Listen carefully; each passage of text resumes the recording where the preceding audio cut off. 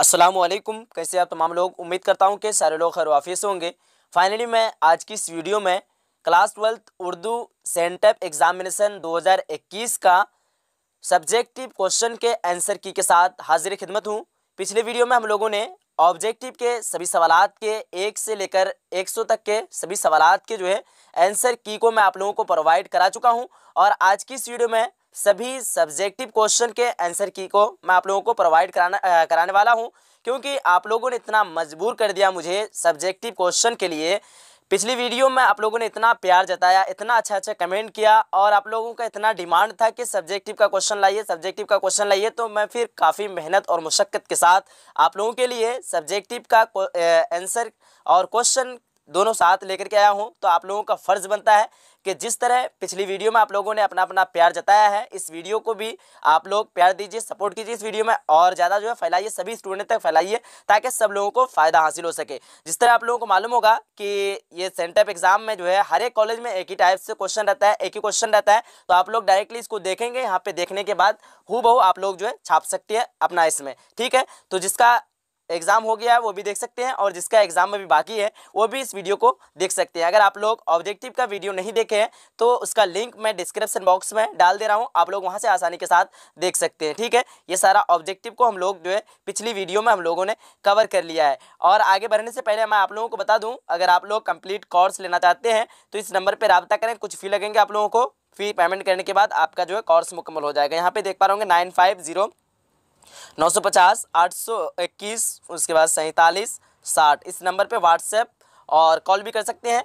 तो आप लोग पीडीएफ लेना चाहते हैं तभी इस नंबर पे कॉल करेंगे, फालतू के जो क्वेश्चन वगैरह के लिए आप लोग कॉल वगैरह नहीं करेंगे। और जो भी डाउट वगैरह रहता है डायरेक्टली आप यूट्यूब में जो है आपको कमेंट करने का ऑप्शन दिख रहा है, यहाँ पे डायरेक्ट आप लोग कमेंट कर सकते हैं। कोई भी ऐसा स्टूडेंट नहीं है कि उसको जो है मैं उसका क्वेश्चन का रिप्लाई नहीं करता हूँ। ठीक है, आप लोग देख सकते हैं ऑब्जेक्टिव वाला क्वेश्चन इसमें। ठीक, अब आइए फाइनली हम लोग सब्जेक्टिव, चलिए तो फाइनली आ चुका है सब्जेक्टिव का क्वेश्चन। क्वेश्चन नंबर 1 में है, दर्ज झैल उन्वानात में से किसी एक पर मजमून लिखिए। आपके पास यहाँ पे ऑप्शन दे रखा है, आपको जो याद है वो आप लोग लिख देंगे। तो जैसे कि मालूम होगा सभी सेंटअप एग्जाम में सभी कॉलेज में एक ही रहता है, तो आप लोगों को मैं बता रहा हूँ रमज़ानुल मुबारक पे स्क्रीन पे भी दे दूंगा और एक बार मैं आपको पढ़ के भी बता दे रहा हूँ। तो आप लोगों को कैसे लिखना है ध्यान से सुनिएगा। रमज़ानुल मुबारक, ध्यान से सभी स्टूडेंट जो है पहले ध्यान को यहाँ पे हाजिर रखें, उसके बाद जो है मैं आप लोगों को पढ़ के सुना रहा हूँ।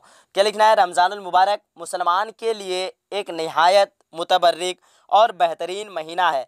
यह वह महीना है जिसमें अल्लाह ताला ने बंदों के हिदायत और तालीम व तरबियत के लिए अपनी आखिरी किताब कुरान मजीद नाजिल फरमाया है। इस महीना में मुसलमान पर रोज़े रखना फ़र्ज़ करार दिया है।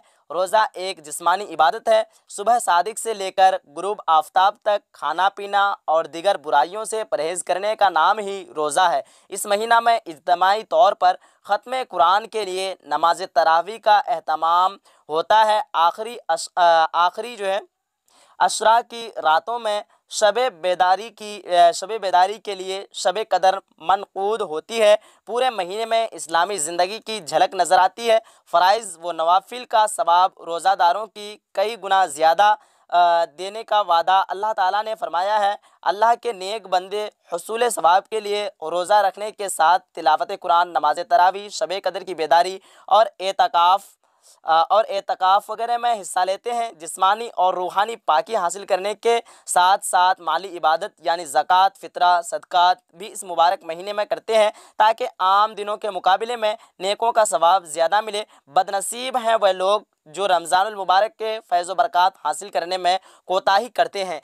तो आप लोगों को समझ में आ गया होगा, मैं आप लोगों को बताया हूँ अभी भी रमज़ानुल मुबारक के बारे में मजमून, और यहाँ से आप लोग आसानी से जो है 8 नंबर कवर कर सकते हैं। आपका 8 नंबर यहाँ से फिक्स हो गया है, क्योंकि क्लास 10th में 10 नंबर का रहता है, 10 नंबर का मजमून रहता है और क्लास 12th में 8 नंबर का मजमून रहता है। तो आप लोगों को ये बात भी जान लेना है, वैसे एग्जाम देंगे तो आप लोगों को पता चल ही जाएगा। ठीक है, तो यहाँ तक हो चुकी है रमज़ानुल मुबारक के बारे में। रमज़ानुल मुबारक के बारे में आप लोगों को इसलिए बताऊं क्योंकि ये आसान है, आप लोग ये करते हैं जैसे ऐसा करते हैं उसी टाइप से ही। अगर आपको याद नहीं भी रहता है, थोड़ा बहुत कुछ कुछ अल्फाज आप लोगों को याद रहता है और बाकी याद नहीं भी रहता है, तो जितना कुछ करते हैं आप ना वो अपने हिसाब से लिख देंगे, पूरा पूरा नंबर आप लोगों को मिल जाएगा। अगला सवाल देखिएगा, सवाल नंबर 2 में पूछ रखा है मंदरजा झैल अशआर में किसी दो की तशरीह कीजिए। तशरीह करने का मतलब क्या है?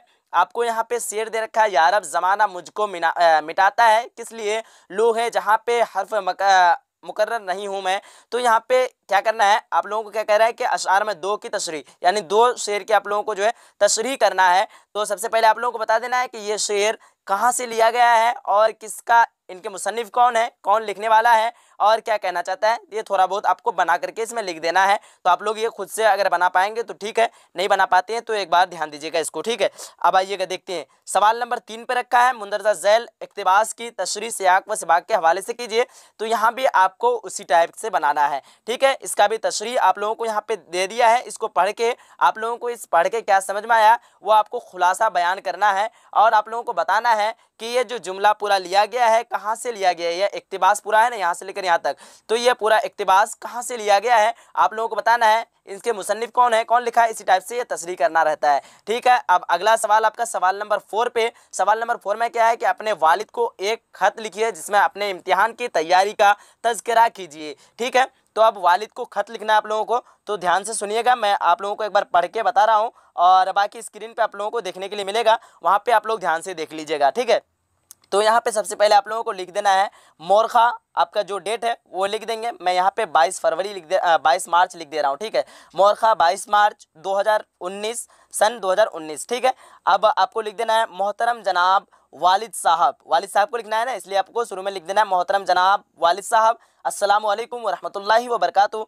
खुदा के फजलो करम से मैं यहाँ खैरियत से हूँ, उम्मीद है कि आप भी बखैर व आफियत होंगे। लिखना ज़रूरी यह है कि इन दिनों मेरा मैट्रिक का इम्तिहान चल रहा है, इसलिए मैं इम्तिहान की तैयारी में मसरूफ़ हूँ। आपकी दुआ से इंशाअल्लाह कामयाब हो जाऊँगा। मैं आपसे इस सिलसिले में मशवरा चाहता हूँ कि मैट्रिक में कामयाबी के बाद आइंदा किस शोबा में तालीम हासिल करूँ, यानी साइंस पढ़ूँ या आर्ट्स, मेरे लिए कौन सा रास्ता बेहतर और मुफीद होगा। आपसे गुजारिश है कि आप इस सिलसिले में मेरी रहनुमाई करें। इन नवाजिशों की फ़कत अल आरिज़, अपना नाम लिख देना आपको फरजिंद, यहाँ पे नाम मैं लिख दिया हूँ एग्जाम्पल के तौर पर फरजिंद, आप लोग जो है ये लिख देना है। तो बिल्कुल इसी तरह हुबहू आप लोग वहाँ पे लिख के आ जाएंगे सेंटअप एग्जाम में, तो आपको पूरा पूरा जो है मार्क्स मिल जाएगा। और आप लोगों को जो डेट और नाम में चेंजिंग करना है सिर्फ, ठीक है।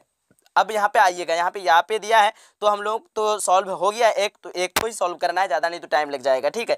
अब देखिएगा सवाल नंबर 5 पे है, दर्ज झैल सवालों में से सिर्फ 5 के मुख्तसर जवाब दीजिएगा। अब देखिए मैं आप लोगों को बता रहा था, जब चैप्टर करा रहा था ना, तो उसी वक्त आप लोगों को बता रहा था कि ये जो छोटा छोटा सवाल रहता है ना, इससे जो 2 नंबर वाला क्वेश्चन रहता है, तो सेंटअप एग्जाम में टोटल के टोटल जो छोटा वाला क्वेश्चन से ही जो है टोटल आप लोगों का फंसा है। और मैं जो आप लोगों को अब तक कवर कराया हूँ 10 चैप्टर, वो 10 चैप्टर से ही आप लोगों का जो टोटल आया है। अगर आप लोग भी लेना चाहते हैं तो जरूर हम पे संपर्क करें और पीडीएफ को प्रोवाइड कर लेंगे, तो आप लोगों को भी आसानी लगेगा एग्जाम देने में। 950 821 47 60 इस नंबर पे आप लोग राब्ता करके पीडीएफ नोट्स और कंप्लीट कोर्स को प्रोवाइड कर सकते हैं, ठीक है। देखिएगा यहाँ पे क्या कह रहा है कि दर्ज झैल सवालों में से सिर्फ 5 के मुख्तसर जवाब दीजिए। छोटा आप लोगों को 2 नंबर मिलेगा, उसी हिसाब से जवाब देना है। तो यहाँ पे क्या कह रहा है, सबसे पहला सवाल, सैयद सुलेमान नदवी के किसी एक किताब का नाम लिखिए। तो किसी एक किताब का नाम लिखने के लिए बता रहा है, कितना शॉर्ट क्वेश्चन है, तो आप लोग लिख सकते हैं कि सैयद सुलेमान नदवी के किसी एक किताब का नाम मुंदरजा झैल है, या फिर डायरेक्टली आप लोग लिख सकते हैं, ठीक है।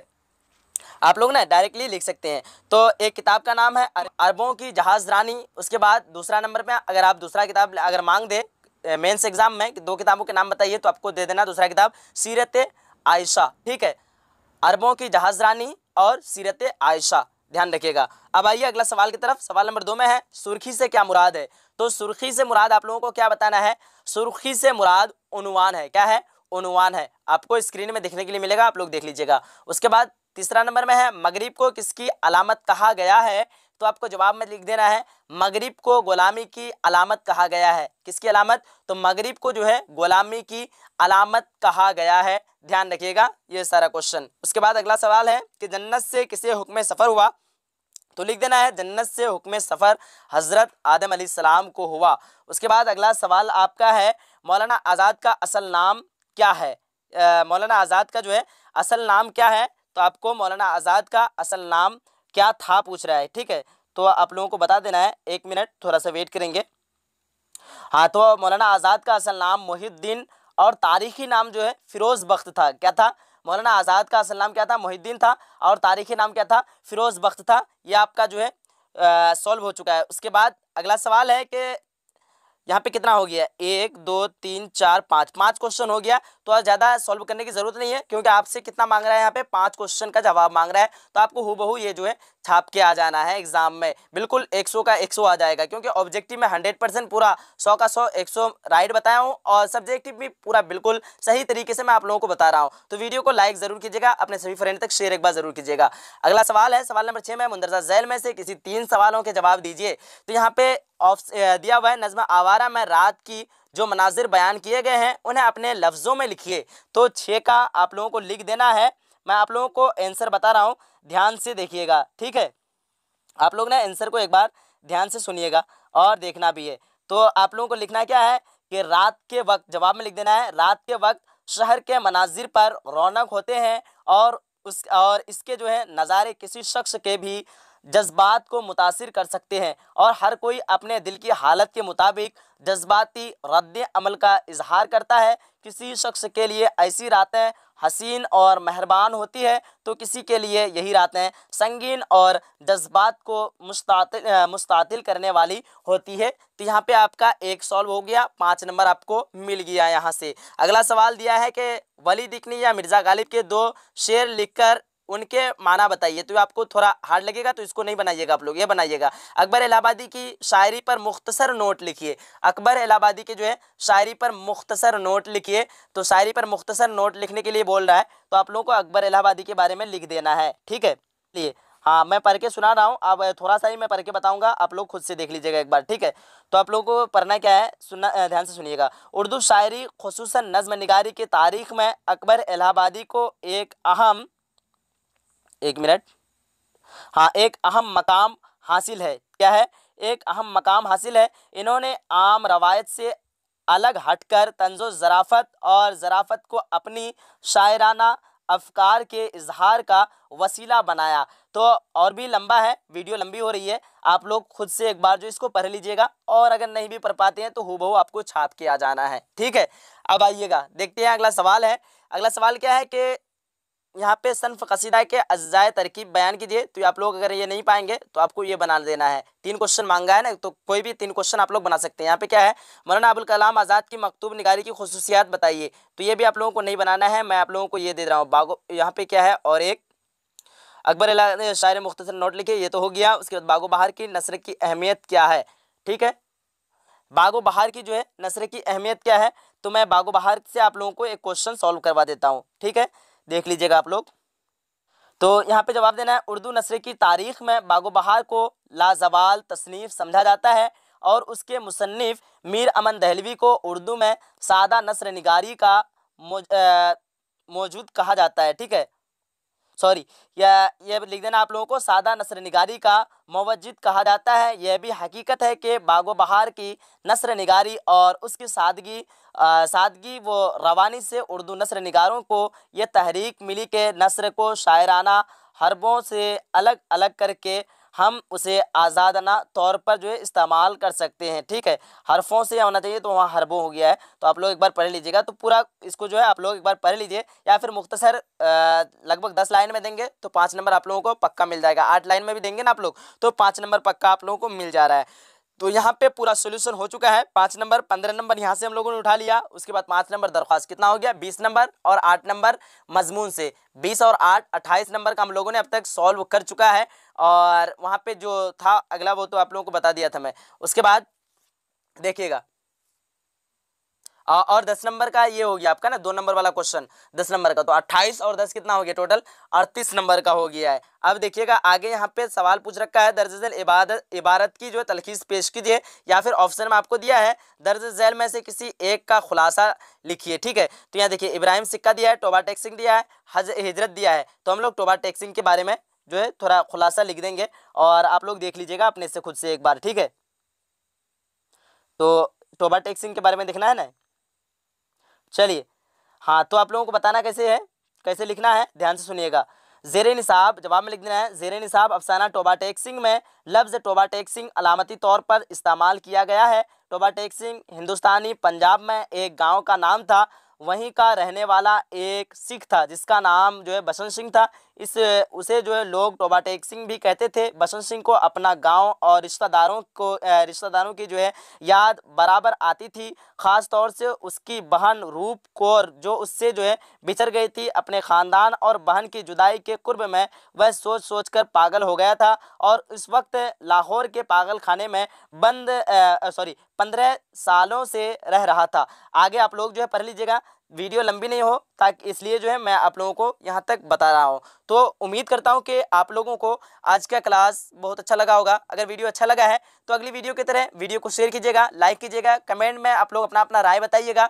कितने स्टूडेंट जो है पूरा वीडियो को वॉच किया है आप लोग ज़रूर बताइएगा। चलिए मिलते हैं एक अगली वीडियो में, जब तक के लिए खुदा हाफिज़। मैं आप लोगों के लिए जितना मेहनत कर रहा हूँ आप लोग देख सकते हैं यूट्यूब के इतिहास में आप लोगों को जो है इस तरह मेहनत करके या फिर वीडियो भी सर्च करेंगे ना तो आप लोगों को नहीं मिलेगा। तो आप लोगों का फ़र्ज़ बनता है कि अगर आप लोग उर्दू को बढ़ावा देना चाहते हैं तो ज़्यादा से ज़्यादा जो है शेयर कीजिए वीडियो को, ताकि सभी स्टूडेंट तक पहुँचे और उन लोगों को भी आसानी लगे और आने वाला हर एक स्टूडेंट जो है उर्दू रखने की ख्वाहिश रखे। चलिए मिलते हैं अगली सेशन के साथ, जब तक के लिए खुदा हाफिज़। जय हिंद, जय भारत।